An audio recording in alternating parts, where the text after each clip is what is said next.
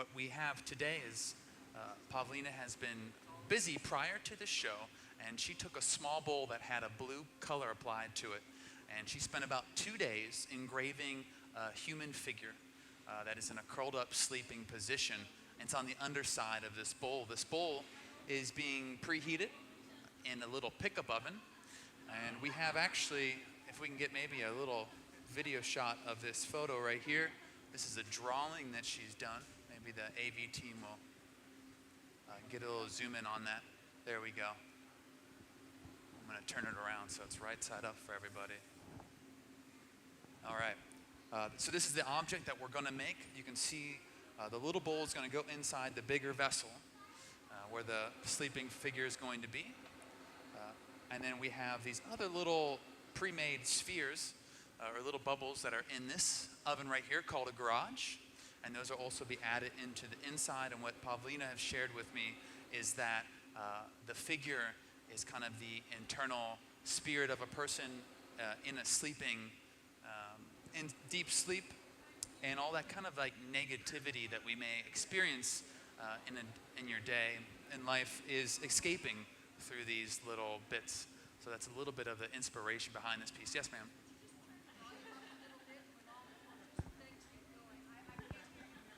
Is this better? Okay. So to help Pavlína, because she mostly is just the engraver, right? She's only working, or used to working with the glass when it's cold. So we have some of our members and our gaffers here at the museum who are going to help to create the object while it's hot and put it all together. So a collaborative effort, and a lot of things in hot glass is usually involved with a team. You usually need at least one person to help you make an object. We have George Kennard is going to be our leading gaffer here, going to be making the design here for Pavlína. And then we have Eric Sneed to help assist him. My name's Jarrett Rosenacker. I'm going to also go ahead and probably jump in a little bit later in the process. Once everything's really getting together, we'll be opening a lot of doors and working a lot of different applications. And of course, I'm here to talk to you about this through the process.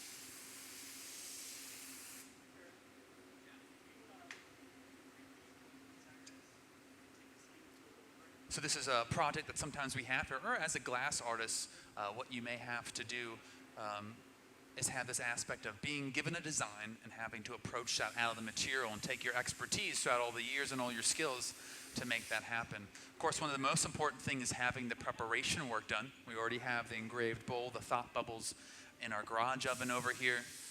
Now we're going to go through the steps to create the bigger vessel. So we've already begun. We've selected a much larger stainless steel blowpipe to handle the weight and the mass of glass that we'll be gathering up. George has already started a little bit of bubble on the end. He's going to let that cool before we get back here to the furnace and start to gather up more of the material. We're working with the soda lime glass. It's the most common type of glass out there. It's sitting in our oven at 2,100 degrees Fahrenheit. And the best way to describe what it could be like to handle glass at this temperature is a lot like what it would be like to handle room temperature honey. It has about that same viscosity or rate of movement and a similar color as well.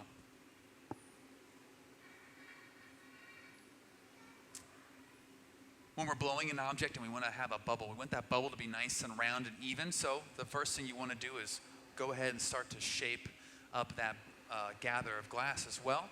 George is using a wooden scoop tool called a block. And you can see that can kind of help to shape, center, and cool that fresh gather. Those blocks are soaked in water 24/7. That's really important.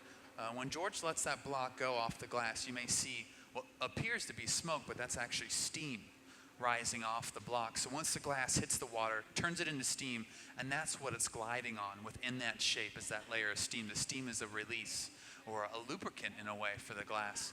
Right? If that was just dry wood, right, the glass is going to instantly heat the wood up and stick to it.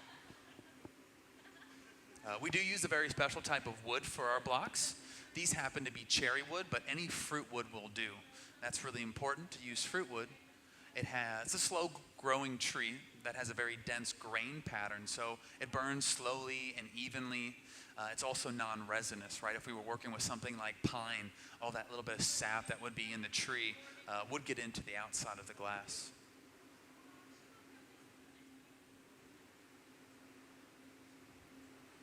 In these early stages, we're going to build up first all the mass. So we're not going to be blowing this bubble up too much. Each time we'll get that gather, we'll get it under control, and we'll force that bubble through there appropriately. Right? We take our time, but we're not going to make it too big yet. We want something very stable to withstand more gathers out of our furnace. So this is how we build up mass for a larger object, taking time to let the bubble cool down and stabilize, right? We don't want to gather too soon. We get all that extra mass and heat, that bubble on the inside could collapse, and we might not be able to turn and control the object, and all the glass could come straight down to the floor.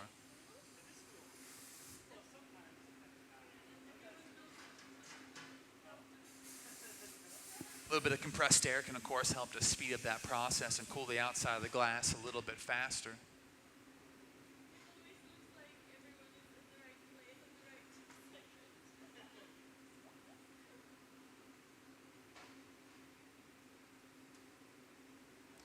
We also have a really great animation of what it's like to gather out of the furnace. So if you look up at the TV monitors, you can see what happens inside of there, placing that bubble below the surface of the glass. And as we turn, that's how we scoop up that material. And notice this part right here at the end, that little bit of bead that separates, just like honey, right? You're squeezing honey out of a jar, you wait for that little bead to separate. And that happens every single time we gather out of that furnace.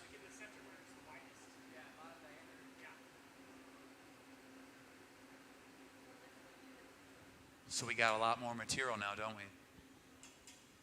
One thing you may not have noticed is that all that control right now of handling that glass is all done with George's left hand. Right, that's where all the power comes to, for the glass blower at a bench. Without that turning motion, right, that glass is going to fall to the floor. Gravity is going to pull it down. So this would be way too much glass for any student who's learning to work with the material, whatever gather up in their 4 years at a university. Looks like there might have been a little bubble inside there. We cut that free.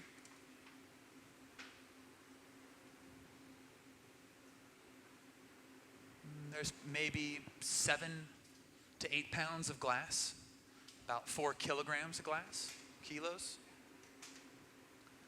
which for the average person wouldn't seem too heavy or too much to have a hold in your hand. But right, we're not holding that glass at the center of gravity with 2 hands, right? It's on 4 feet of steel, and we're turning it and sometimes only using 1 hand. So the magnification of that weight is stronger when we're working with the material.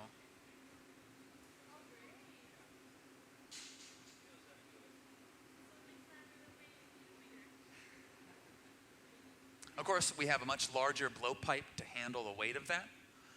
And all of our gathering rods are made out of stainless steel. Now, stainless steel is a really poor conductor of heat. That allows us to grab up pretty far onto that pipe to give us a lot of support. Of course, at any time, if that pipe ever gets a little too hot, we can always take it here to this pipe cooler, cool it down. Because we want a really wide grip, right? That's going to give us the most support.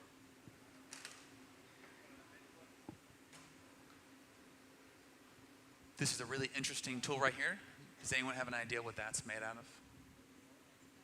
What's that? Newspaper, yeah. Who saw the show today? Did you? So we've got about maybe 12 to 14 layers of the local newspaper folded up into thirds and then folded again. And we burn in a top carbon layer. And of course, we keep that item soaked in water, just like we do the blocks, right? That steam is the release. But, you know, that's the closest that we ever get to really our hands actually ever touching the material.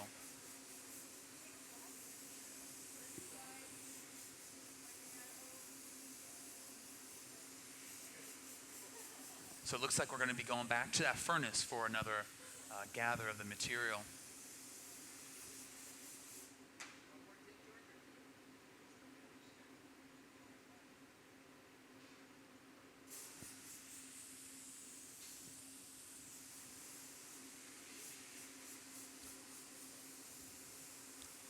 So, of course, it takes a lot of time to kind of work with the material to get to that point of understanding when it's ready to work with. Of course, George can kind of feel the glass as he's turning back and forth. He can kind of feel as it's slowly falling off center. He knows he needs to turn a little bit faster. But as he starts to slow and it's still on center, he knows that's cooling up. And that gives him a kind of good indication when it's time to go back in the furnace. Of course, George has been working with glass for over 25 years. He's been working in this studio for a long time with the same formula that we melt here. So he's got a pretty good sense of timing about when it's ready to gather up some more material.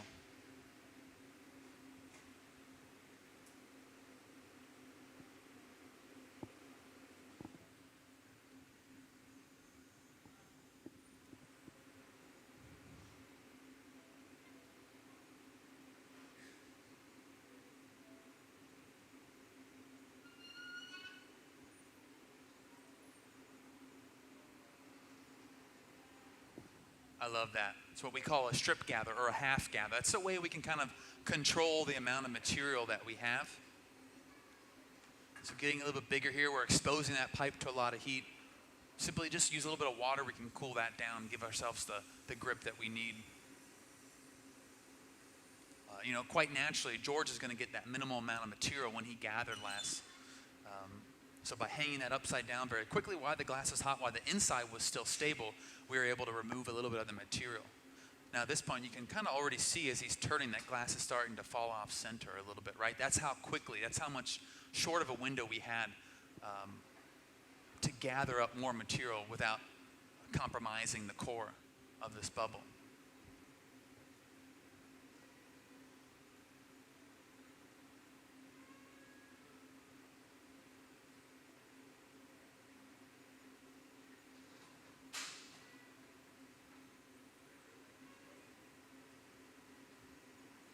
Now they can kind of work together.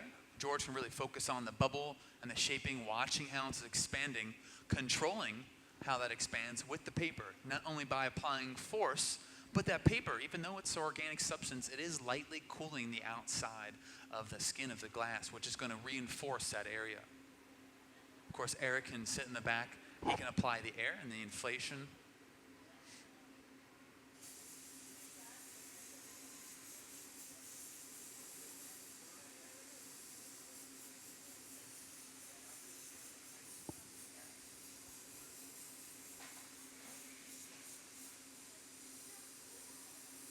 So it appears that I think we're going back in for a little more glass.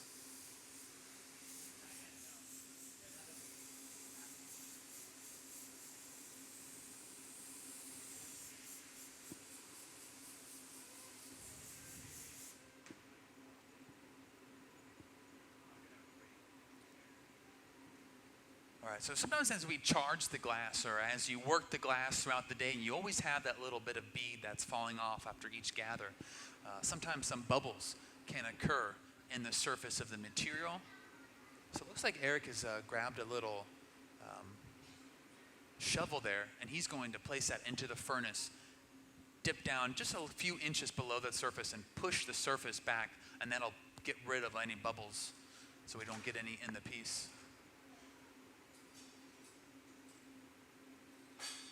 And that's all it is too, just a little surface, just skimming the very top surface. I remember when I first saw my instructor do that, I felt like he was just going in and churning the entire batch.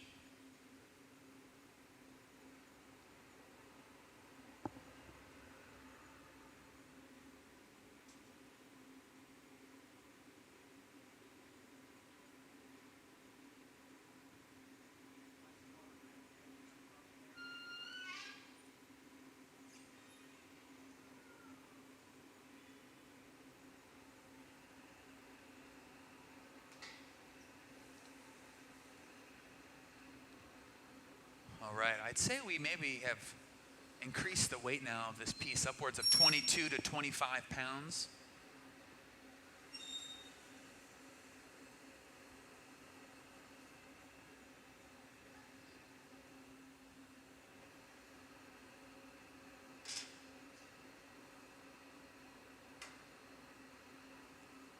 Just dry off the end there, that way we don't have a slippery grip.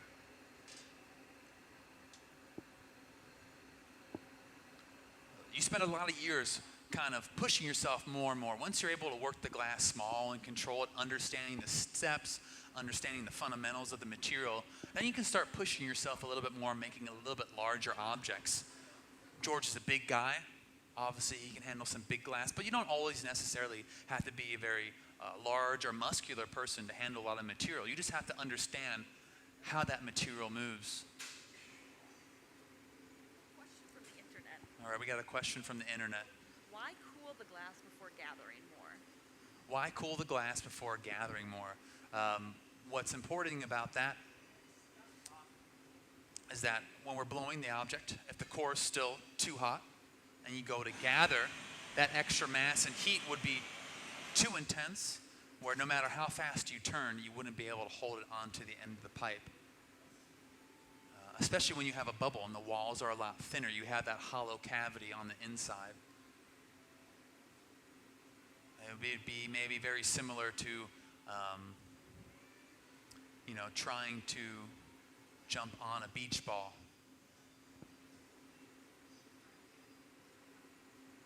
So working together here, an important thing before the object gets too large, we need to create a break-off point. And we can add that as a score line or this constriction point just in the glass past the head of the blowpipe. And we were squeezing with those long bladed tools. Those are called the jacks, and they put in the jack line.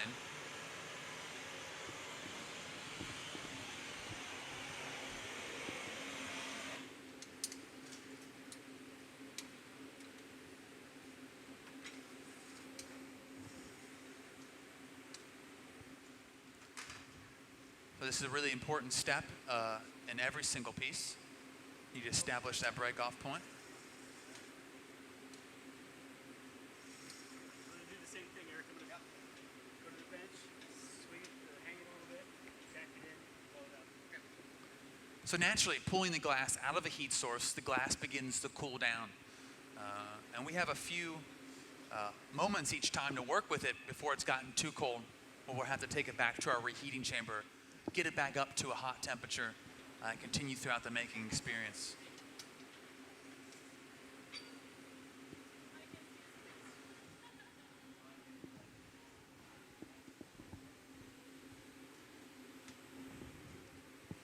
All right, so they're going to work together. Eric's going to do a lot of turning.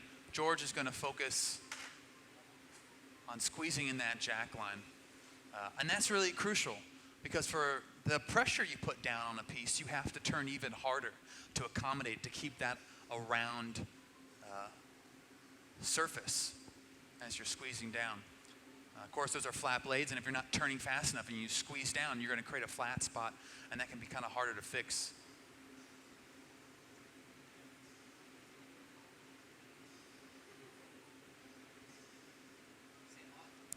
So working with a lot of that initial heat that's in the core, deep down in the glass, to really expand the top section. You see George is focusing that paper near the very tip.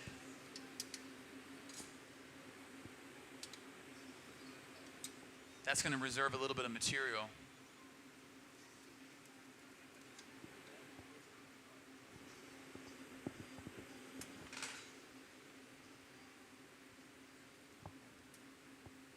And we got a couple calipers, it looks like, with some dimensions of the length and the width that we're going to need. You good with the doors open like that?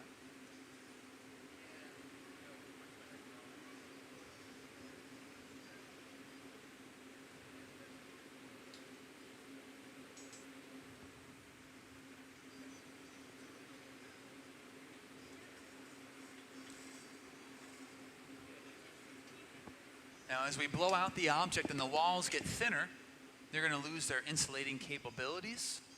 So our working window is going to shorten. So we really focus with each heat that we have, what next step is involved. So just using a little bit of gravity here, we're going to be able to elongate that bubble.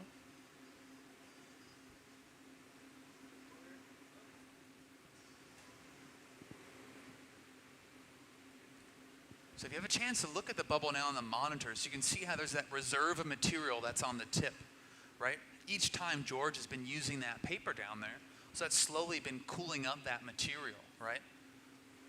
So as Eric blows, it's expanding the glass more in the center. That's a way that we can control the temperatures. And of course, the tip of this bubble is going to be the bottom of the vase, so we're going to need to reserve that material for weight and stability.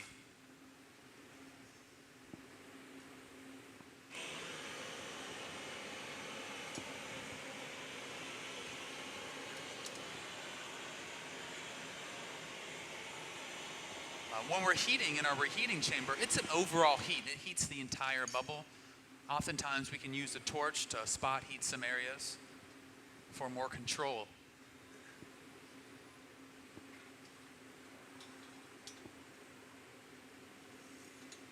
We'll stretch it, Eric, and we're going to put it a bit wider. Okay. Want to knock that shoulder down a little bit. Okay.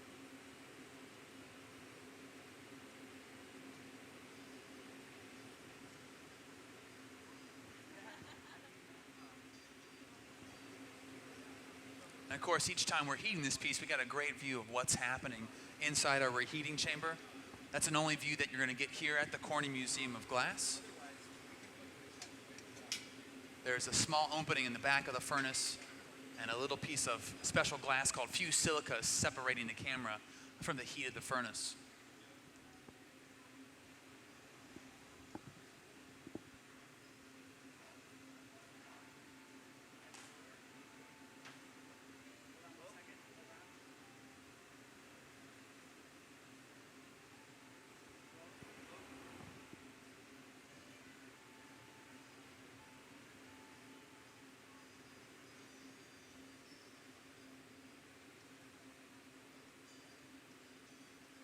Now, this is a very large bubble, right? And each time we're heating it upwards of 2,000 degrees.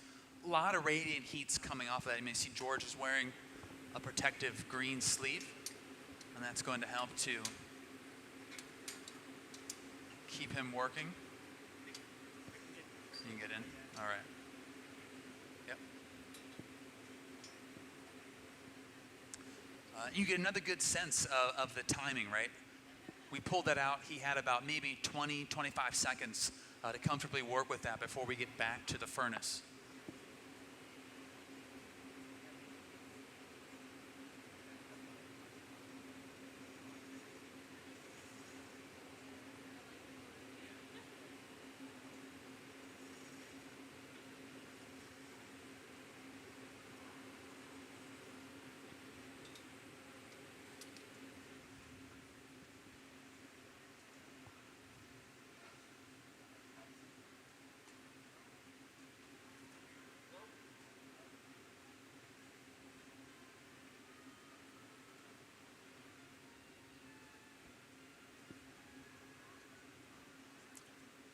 So we've got those two caliper readings. We got the height of the vase, and then we got the width to accommodate for that bowl that's already been created.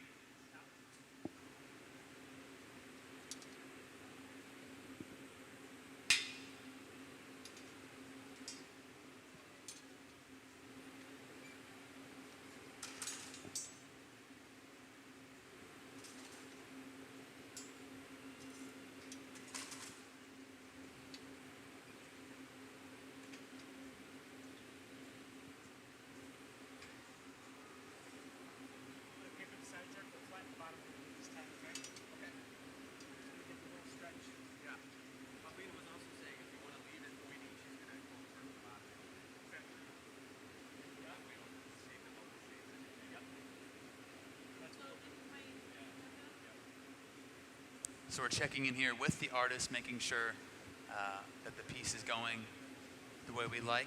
And also discussing, in fact, the very bottom of this bubble, right? That's going to make the vase. We're going to need to create a flat spot for it to sit. But of course, Pavlína is an expert cold worker. She was mentioning how she would just like to grind the bottom nice and flat and create that termination point. But then, of course, in the making process, this piece is going to be flipped around, and we're going to have a secondary handle on the bottom. So we're going to make just a really small flat point just to accommodate that next connection.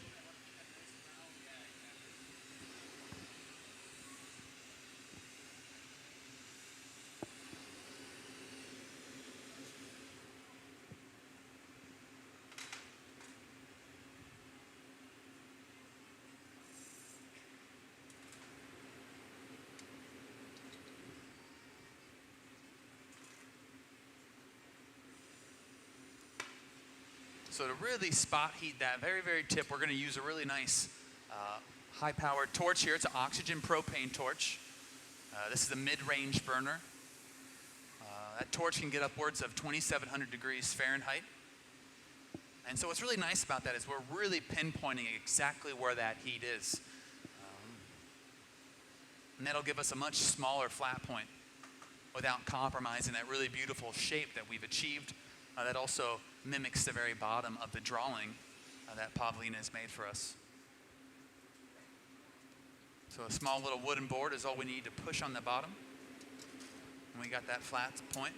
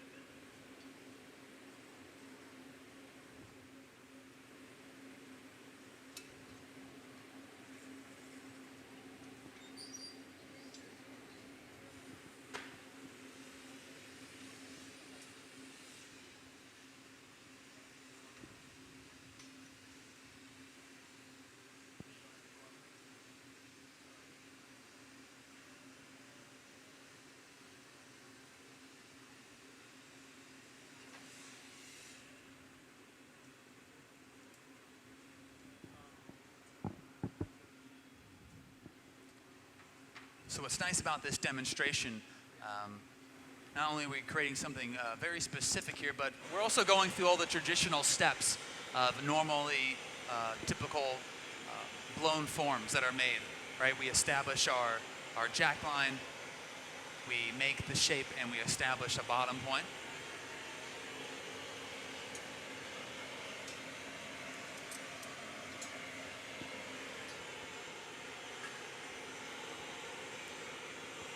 Now that that bottom has been established, it's time for the secondary handle. We've already kind of had that pre-made. That's what Eric has right now. So we just need a little bit of glass on the very end of that to act as the connecting point, right? Hot glass likes to stick to hot glass. But we're not going to overheat this connection, right? We don't want it to be permanent. We want it to be temporary.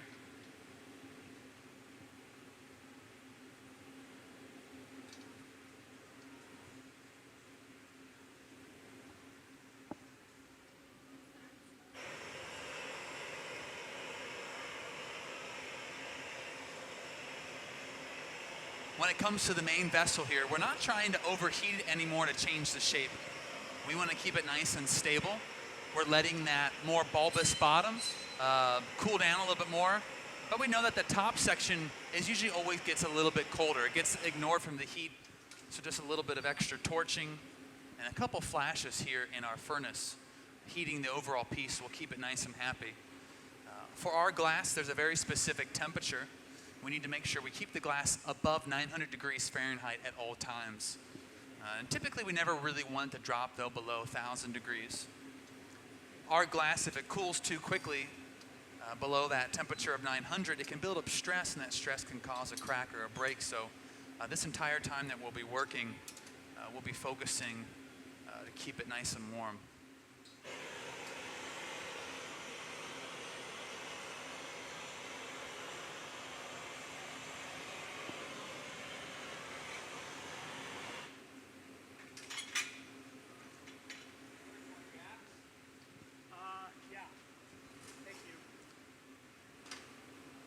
There's a variety of different style of punnies. This is a crown punny. There's actually a small opening at the very end, a lot like a donut. So when this goes against the end, we'll have this nice ring of a connection without too much surface, right? We don't want one big even connection. That'll be a lot of surface material to remove later on.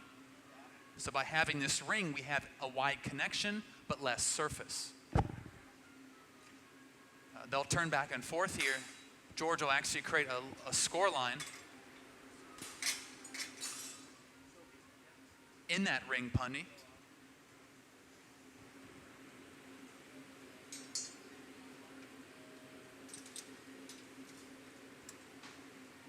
And when we break this even free later on, we'll actually leave a little bit of that material. Cooling down that back connection, but also now adding water to that original constriction point. That's really shocking the glass. We're pushing it but we're controlling how we're going to break this free from that blowpipe. When we're ready, all it's going to take is this little tap.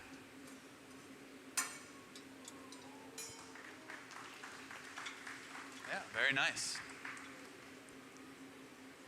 You know, for a lot of beginners, when you're a student, that's always a tricky experience, a tricky moment in the process where you can oftentimes lose a piece. And of course, when an object gets bigger, it becomes tricky in a whole new way. But that was a really nice, successful transfer.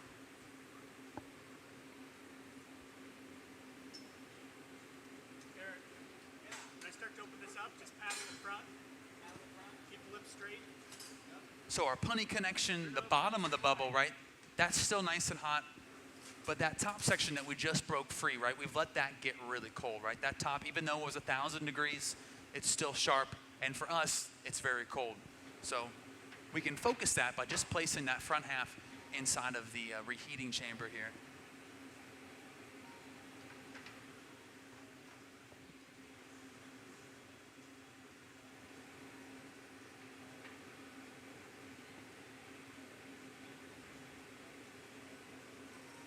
But of course, every once in a while you see that we'll flash the entire piece, keep the whole piece nice and happy above 900 degrees.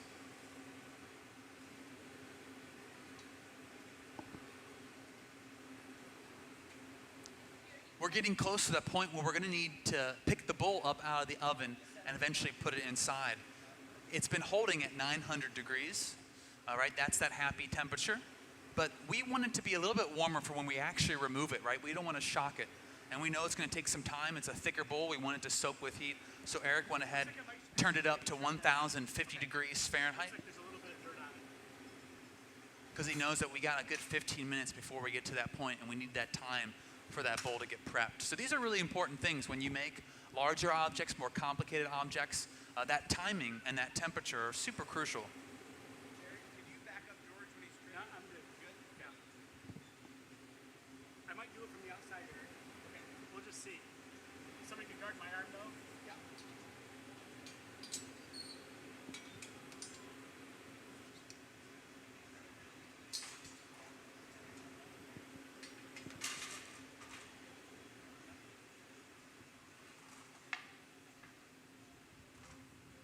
You can actually see some the actual heat here in that front half. The distribution, more orange at the top, more transparent and clear near the bottom.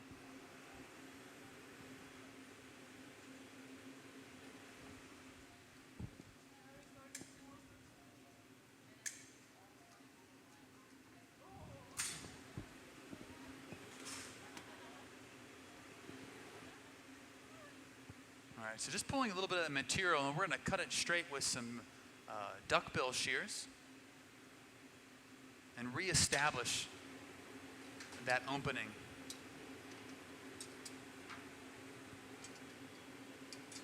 When we put in that initial jack line, because it's really near the surface there by the blowpipe, and even with that break off, sometimes it doesn't break off as clean or as even. Sometimes it's thicker than we want it to be. So we can just heat that up, thin it out with those tweezers, and then eventually cut and reestablish that opening. Can you shoot my arm when I'm on the bench? Yep. Open it from the top side.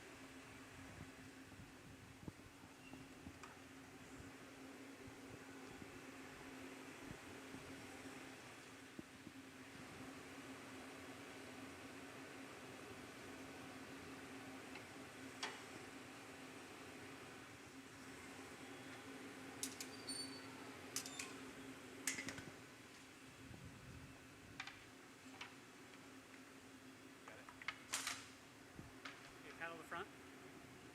Paddle. You got it. Yep.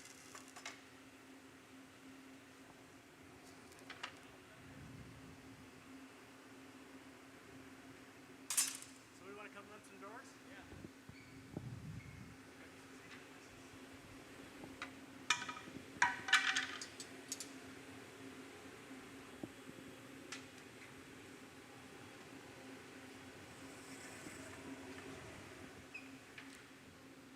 All right, so one of those aspects of working the glass a lot bigger is being exposed more to the radiant heat.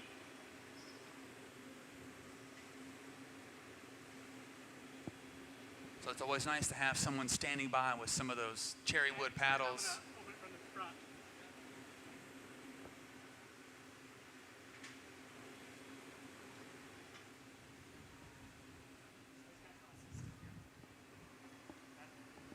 Paddle front. Yep. Turn. Back. So Faster. George can use the jacks. I have the wood board to paddle the front of the lip. That'll keep it flat and compressed. Eric's doing all the turning, so we're all working together here.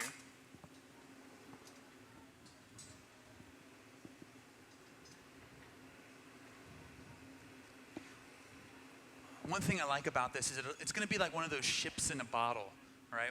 We've all seen that before, where we have the draw and we have that nice face, but we have that bowl inside. So the first thing we're going to do is open up the lip straight to accommodate the bowl to go inside. Then all we have to do is reheat the top, and then we'll push it back in to that beautiful taper to match the drawing that Pavlína's made.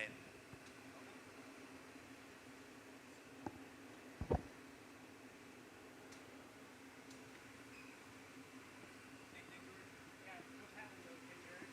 What? Go paddling. All right.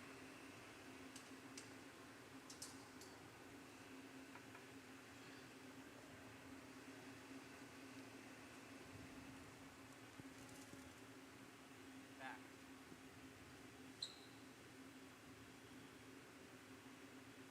Back.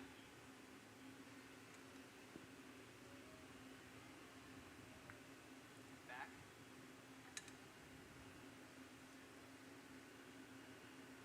So a nice kind of equilibrium between pressure and those amounts of rotations to open that up nice and evenly. Yeah, we're in 10. Yeah.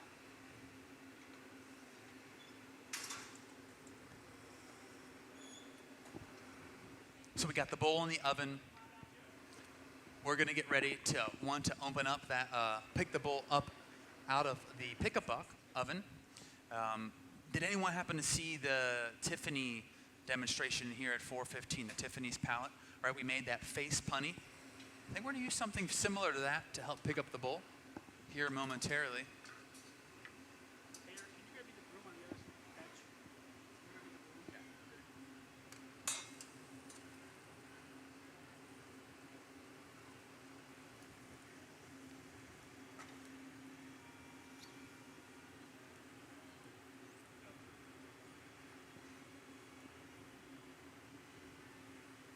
Just use this paper, we'll compress and even out the walls.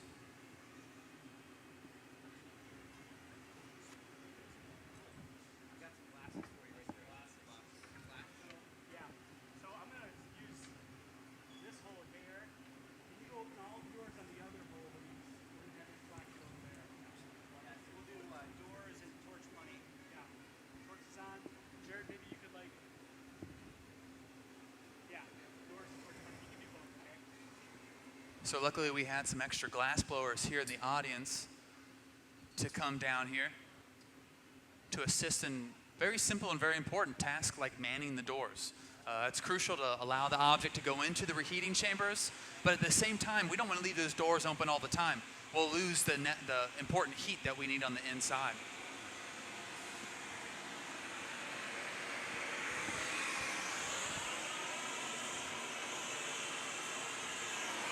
If you pick up this bowl, I'll have you come on back.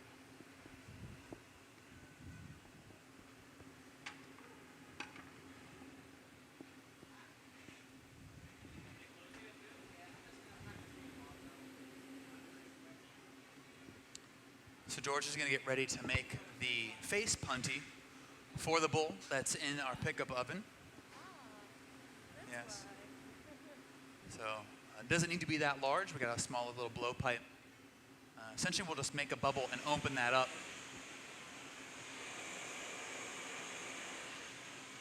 So the team over here with Eric is manning the main vase.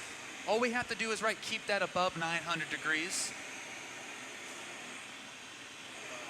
Due to the heating source, right, the deeper we go into the chamber, the hotter it's going to be. So the front of this lip of the vase is going to be receiving a lot more heat overall on the surface than that punty connection, right? The heat's only coming in on the punty on the sides. So when we come out of that furnace and we're at the bench, we'll spend some time using that big fluffy torch to keep the punny connection nice and hot. And that's how we can control those temperatures. These are kind of one of those modern amenities that allow us to upscale the objects that we make.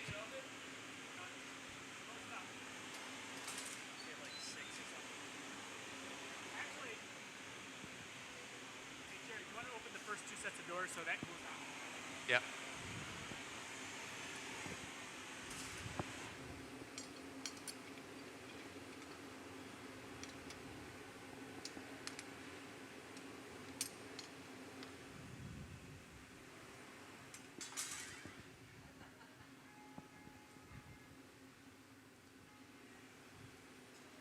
So in some situations, right, George wanted to make sure that we did leave the front doors to the larger reheating chamber open, so it actually does cool down a little bit. We don't need to be as intense of a heat that we need to, say, initially get in our score line and do our main shaping. We want it to be warm enough to keep our glass nice and happy, but cool enough not to overheat it when we get to some of these future crucial moments, like adding the bowl and adding our spheres and our bubbles. All right, so Pavlína is jumping in here. She's adding her breath to the making of this piece in more ways than one.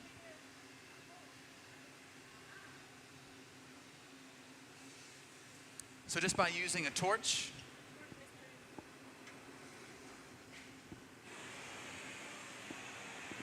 holding that torch right in the tip of the bubble as we blew through, we were able to open up the very front of this little bubble that George has.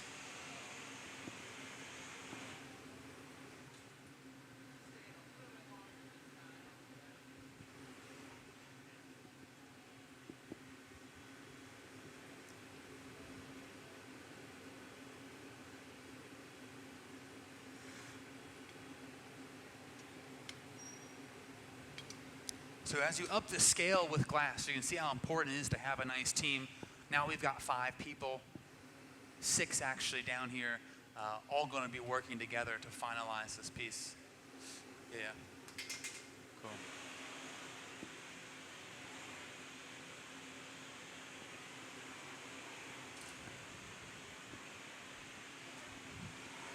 George has got the face punny ready. He already had a caliper reading of the rim of the bowl that was inside of there. So all that preparation, having all those caliper readings, those are crucial into successfully completing the task and the design. So the bowl's heated up. George is getting the face punny right where he needs it. We're going to pick up the beautiful engraved bowl here out of this pickup oven. So this will be my first chance to look at the piece.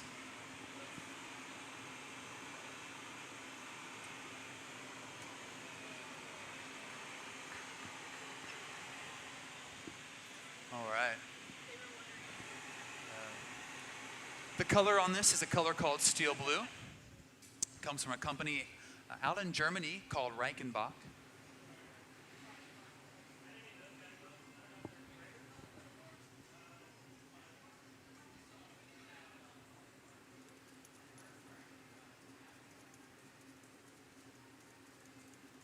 And we'll use a brush here to wipe off any dust that might have been picked up from the pickup oven.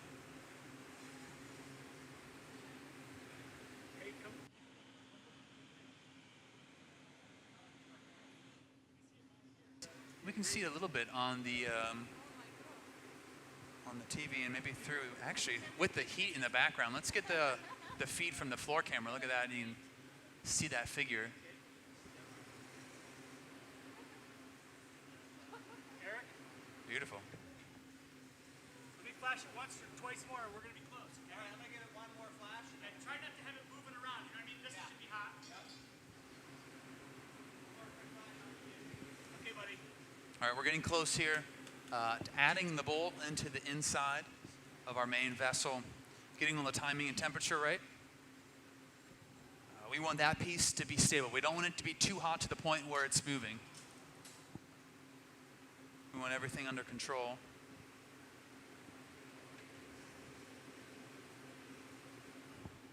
So not only are we heating the engraving to attach it, but we've also heated it to fire polish the grinding.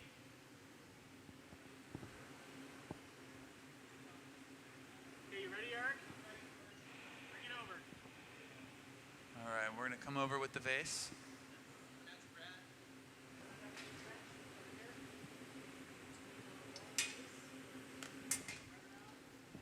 They'll need both.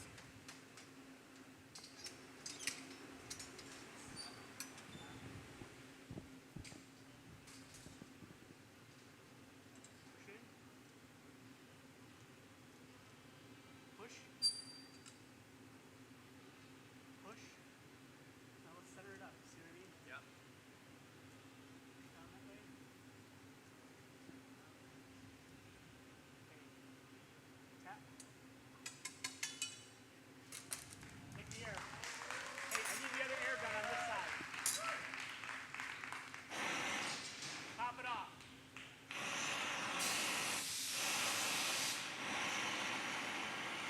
All right, so we've broken off the punty, but we still have, or the pipe, we still have the face punty that's on the front. We're going to use some compressed air to pop that free.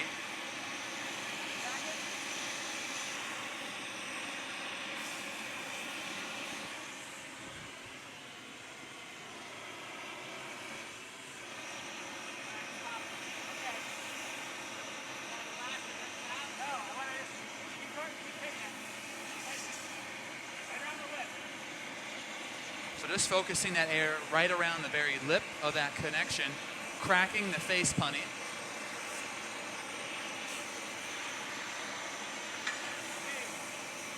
Let's hold it straight up and down. Where's that tool, Eric? Right there. Got it? Want to sit up on the bench? Got it, buddy? We're just going to hold this straight up and down. And there, we used that tool, broke that free. Very nice.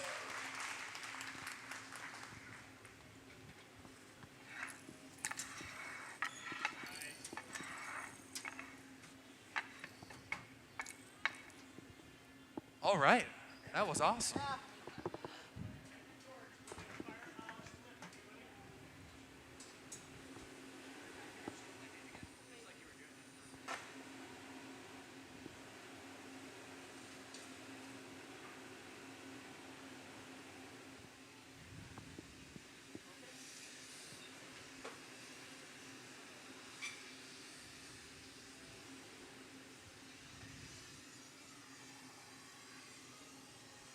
Now that torch is going to come handy again. We'll fire polish the lip of the bowl.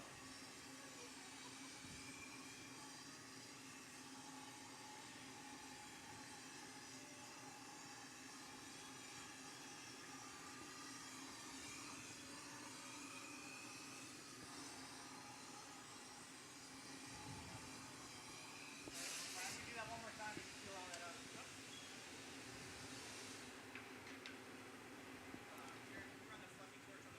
Yep.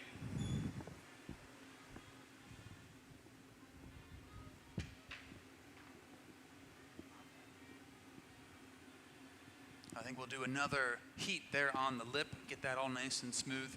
But right, we got to do that flash. It's really important, really crucial.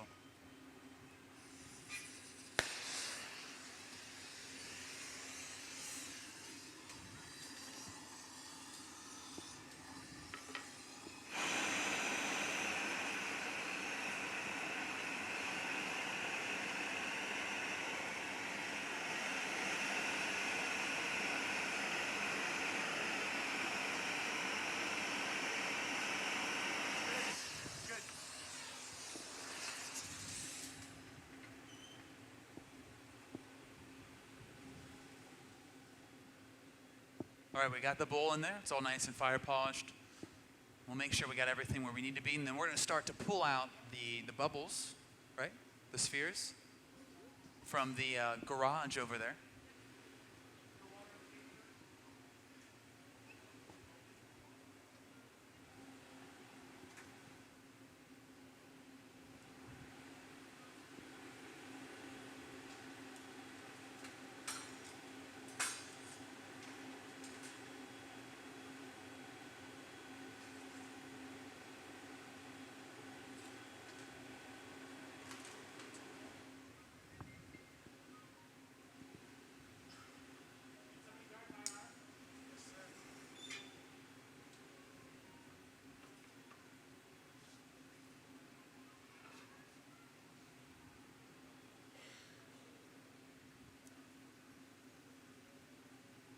Looks like we're going to start to pull in that lip a little bit. All right. We don't want to get all the bubbles in there first and then try to get that heat. That would distort and or change the shape of those spheres.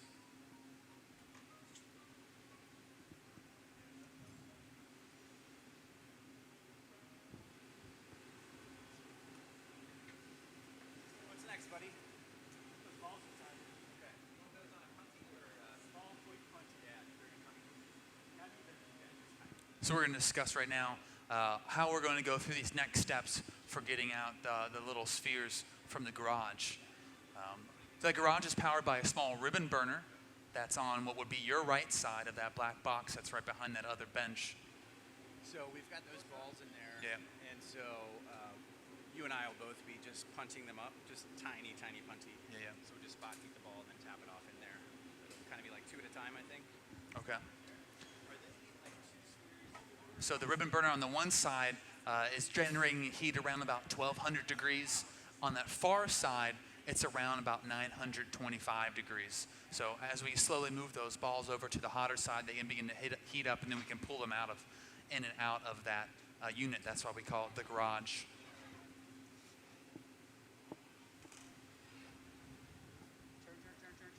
Turn, that. Fast enough.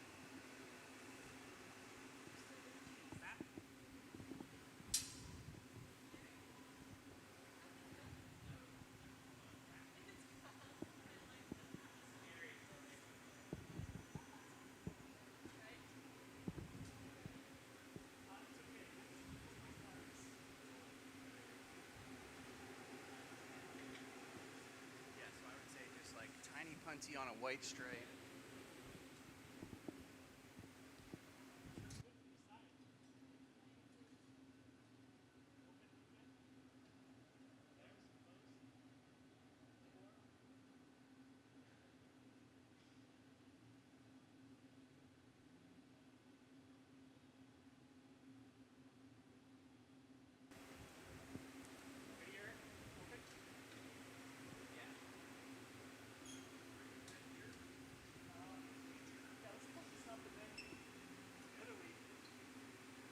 Just push those balls over towards the left side, Jared, so they're getting hot. Yeah. Yeah, I'm going to take these ones off the shovel and start moving some more over.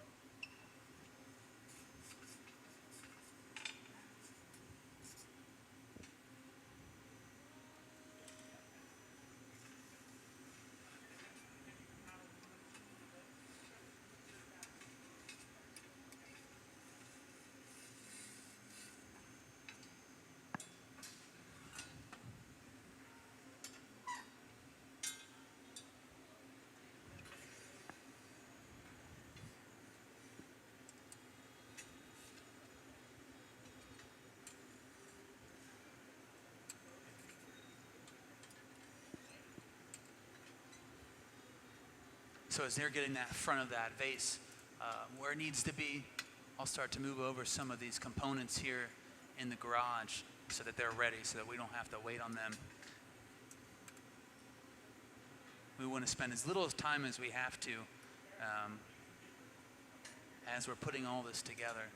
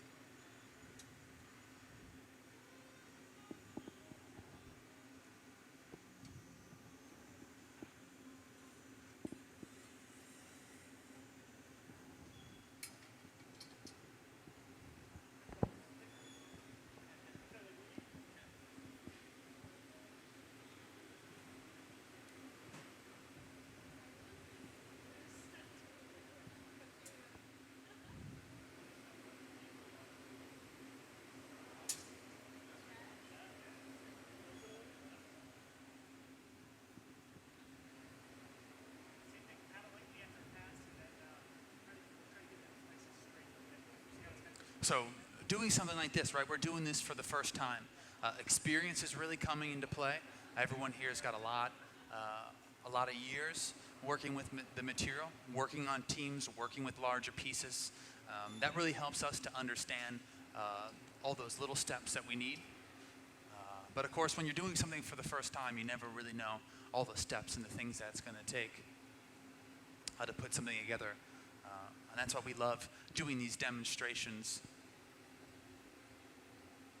Gain a new understanding and appreciation for what goes into something that may at first seem very simple, may not seem maybe as large or as big or as complicated as you may think.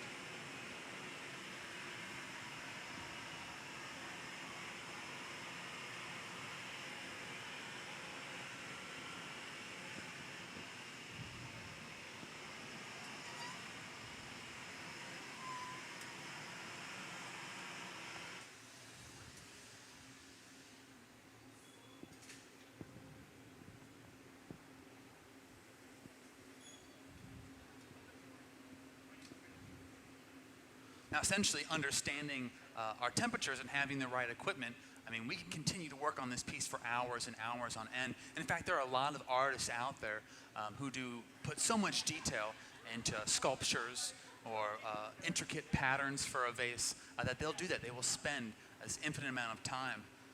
And it becomes a physical endurance as well. You know, we have a number of team members so we can take our turns to help turn and actually struggle and handle and actually work with the material.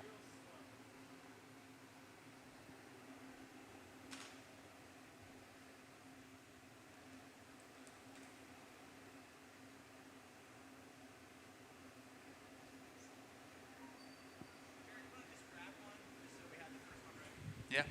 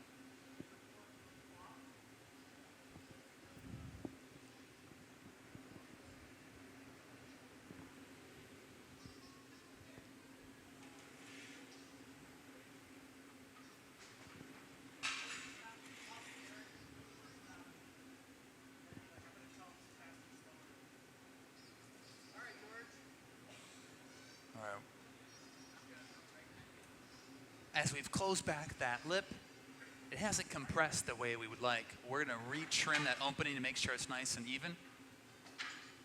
It's really big. Instead of reaching over, George is working from the outside of the bench. He's got a wet rag over his hand to help shield it. And as he cuts, we got to make sure that we turn it, but ever so slowly, to get that piece to come right down as we want it to. And we got all the way around. Beautiful.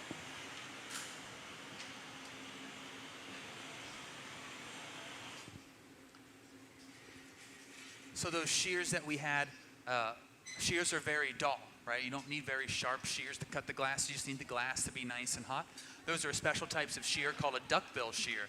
So the ends of those scissors curve out, and they're very round and smooth. That way, as you're cutting around the inside, the points don't snag along that lip. It gives you a really nice, clean, even cut.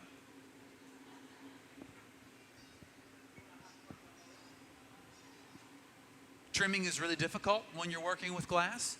It's one of those things that a student sometimes shies away from. They're so happy to finally get something out of there. They don't care if the lip is really thick and uneven. Sometimes trimming can compromise that piece. But it's a really resourceful skill. And as a student, you definitely want to go about it right away and learn that skill.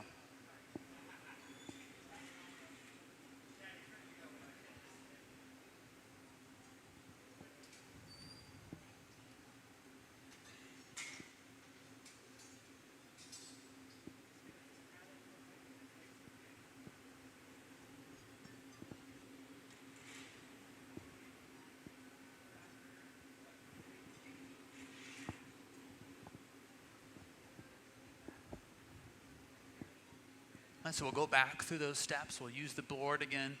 You can see one of the components of some of the spheres, the bubbles that are going to go on the inside here. Probably a similar blue that matches that. I believe that's steel blue that's in the actual engraving. So this gives the piece that I was holding on to, gives you a good indication of how that color is going to look. Of course, the bowl that's in the bottom of our vase here looks a little bit darker, and that's just due to the way that the metal components that make up the blue react to the heat.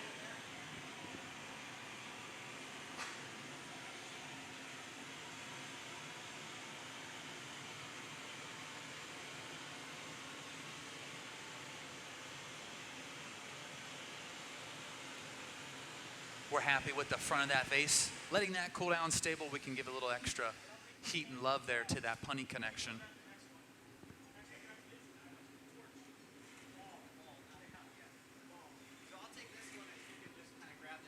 Yeah, man. Just keep feeding them to George. I got the torch all set. Now that we got our shape, we're going to start to bring out all these extra components in a nice, hopefully steady and relatively smooth assemblage.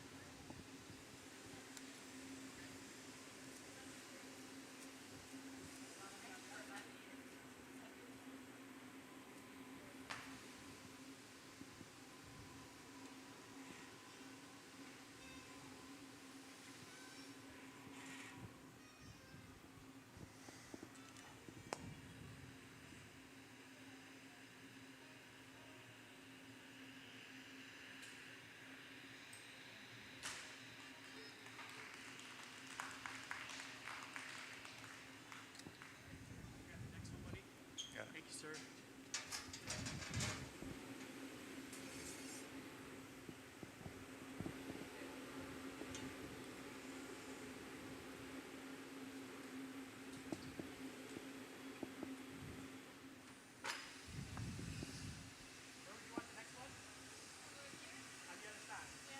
All right, so as we grab out each one of these, each one's a little bit different in the variety of how many spheres and the size of the spheres.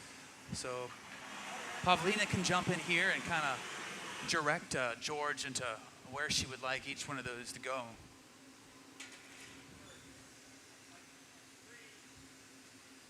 So we really got through the main challenging parts of this demonstration, which was initially adding that bowl to the center and getting it back together to the vase shape. Adding these extra little components, it's just more about time, right? We've got a lot of these. It looks like we've got maybe 13 sets here. But we've got the vase where we need to be. All we need to do is keep it nice and warm, yeah.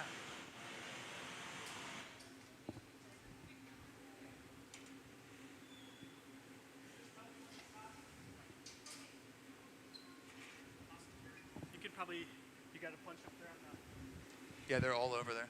I'm good to go.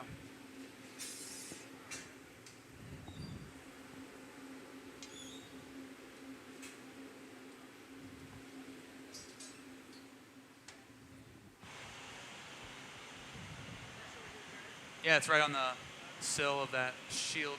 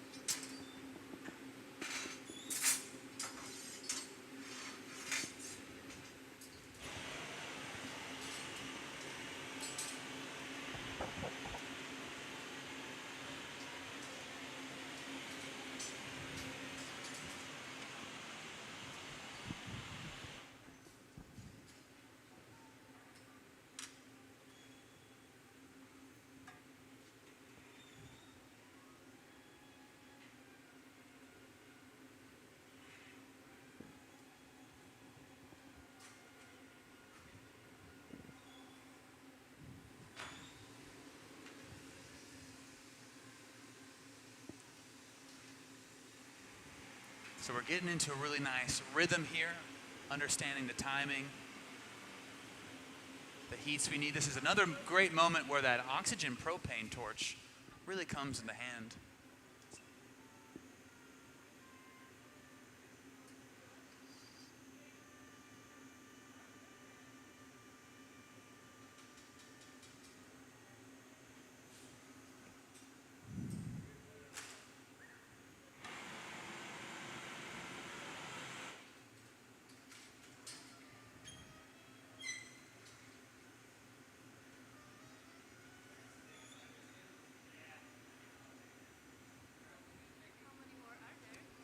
I think there's maybe about 5 or 6 more.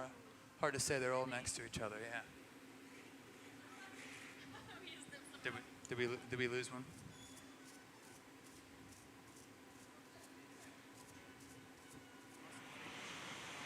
Oh, there you go.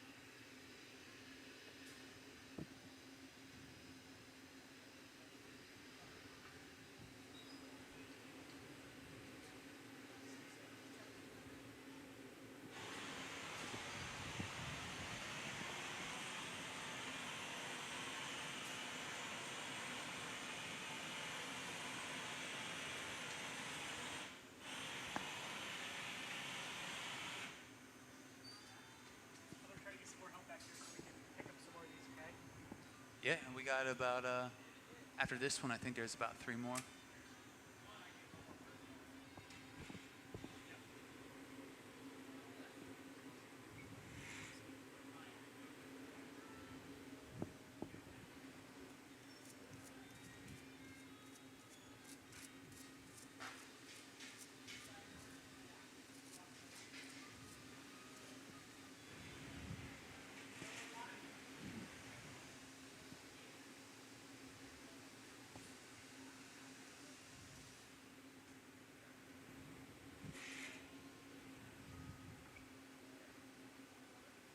And the glass blowers keep coming in. It's like when you first dip up, there's a calling that goes out.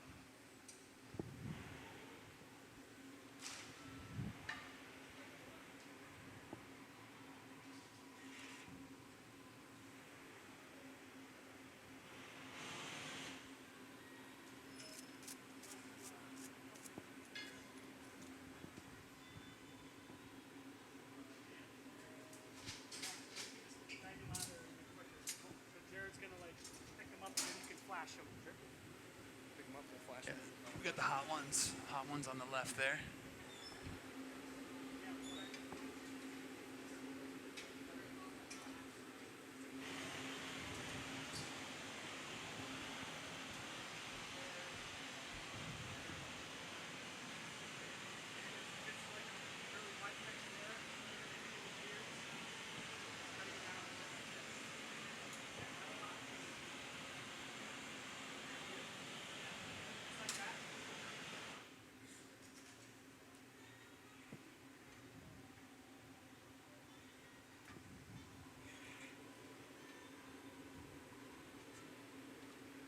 Jared, Josh. What's up, man?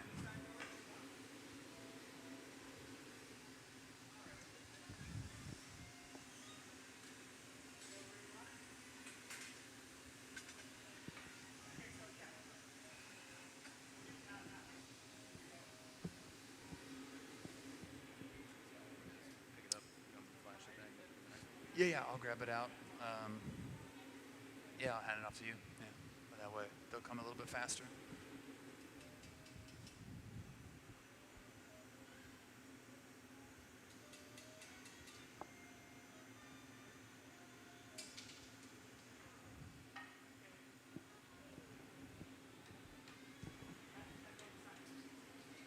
And then you want to give it a nice brush.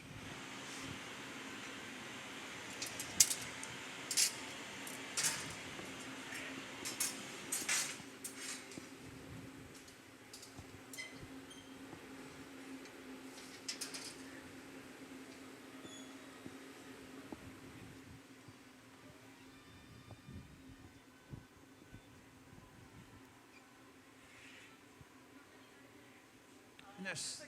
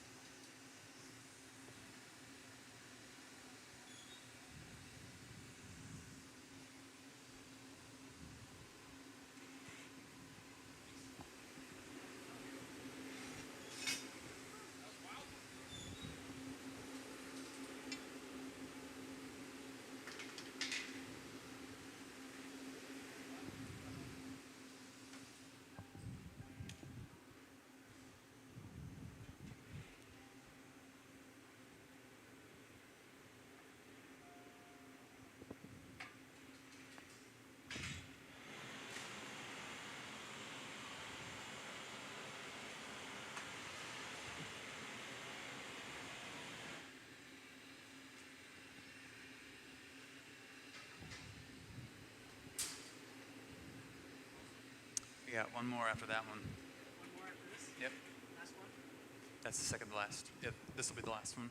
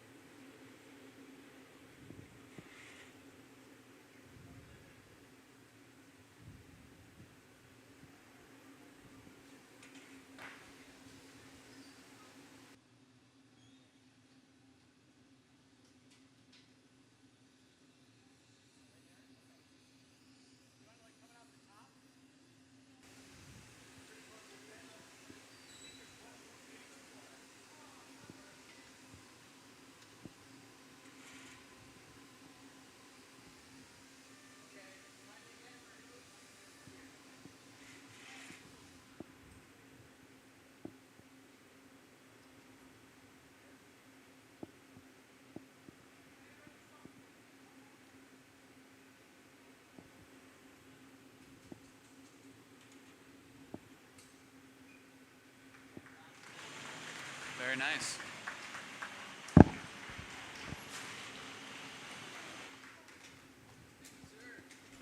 That's it. Last one.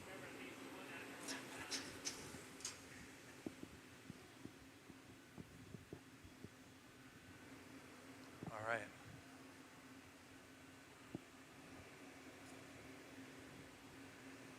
You may have noticed too, now looking at our reheating chamber, after opening those doors constantly throughout the process, you see how much it's cooled down over the process.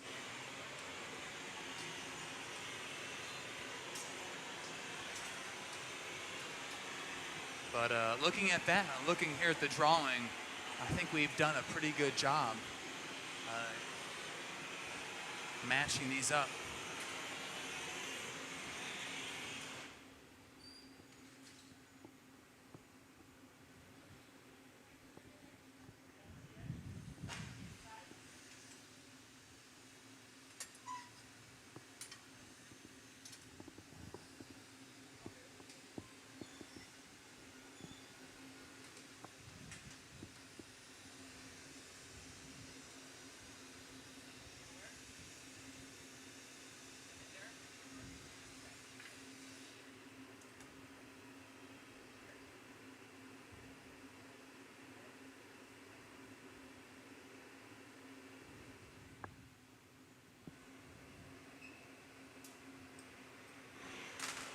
All right.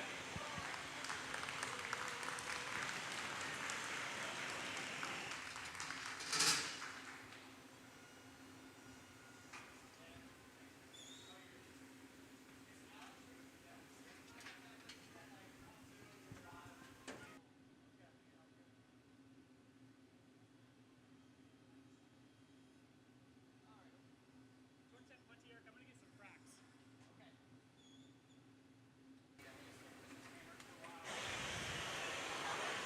So we're getting close to that point now. We've got everything on there we need to.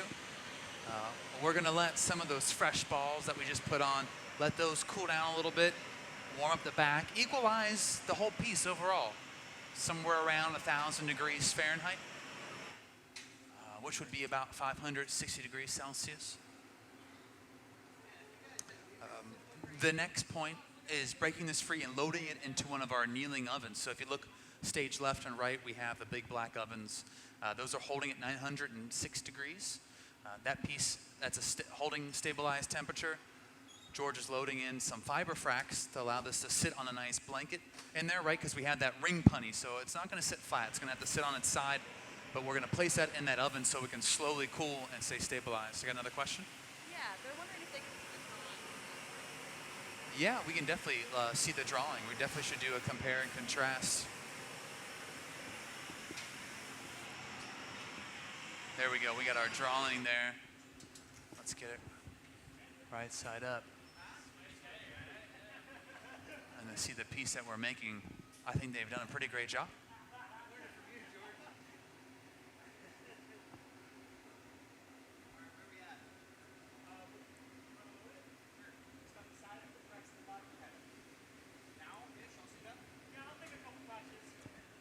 So we're going to flash the piece down, right? We want to get it to that nice, happy temperature. Eric's going to suit up. He's going to put on some protective gear, some Kevlar gloves. This is going to allow him to grab and hold the piece comfortably and load it nice and gently into our annealing oven. Look at that. We can get that straight on view of the figure on the inside. Which I believe is the intention of this piece, is to see it from a distance, have a sense of curiosity, approach it, and be able to look straight down and get that perspective to see that figure, right? That figure can only be seen looking straight down. It can't be seen from the side or the left.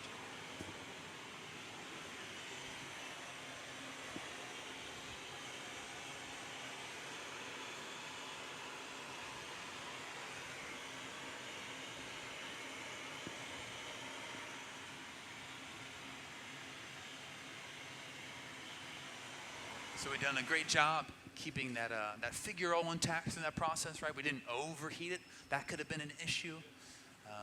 We got that in there just right. We didn't accidentally brush the sidewalls.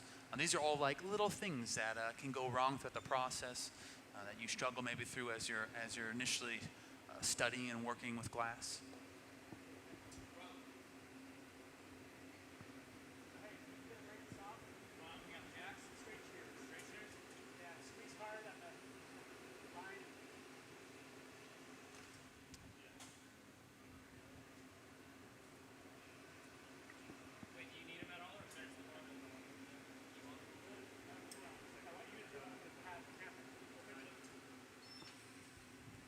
All right, so we're getting ready now. I think this is our final heat.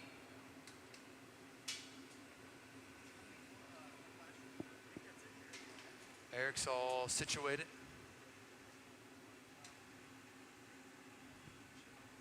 Little touch up here on the body.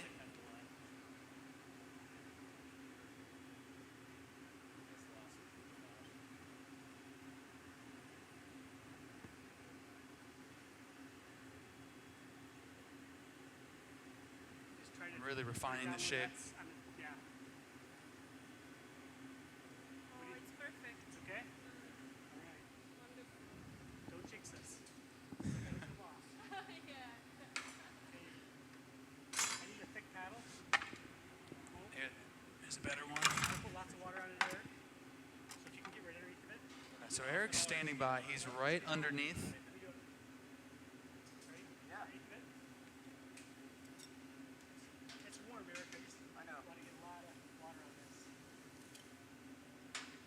So using a lot of water right there on that score line and that ring puntee. One more time, we'll do it. We'll make sure that's the weakest point so the vibration will break free there. Yeah.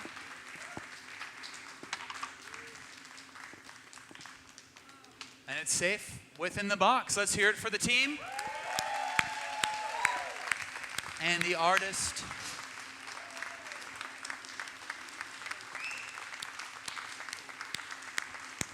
And that was a piece by Pavlína Čambalová.